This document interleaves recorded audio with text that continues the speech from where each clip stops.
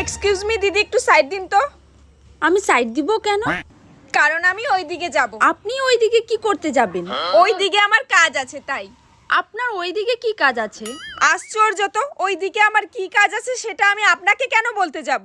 তাহলে আমি আপনাকে সাইড কেন দিব? কারণ আপনি রাস্তা ব্লক করে রাস্তার মাঝখানে দাঁড়িয়ে আছেন। আমি কেন রাস্তার মাঝখানে দাঁড়িয়ে আছি?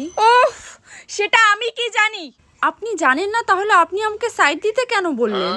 হে ভগবান, কারণ আপনি রাস্তার মাঝখানে দাঁড়িয়ে আছেন।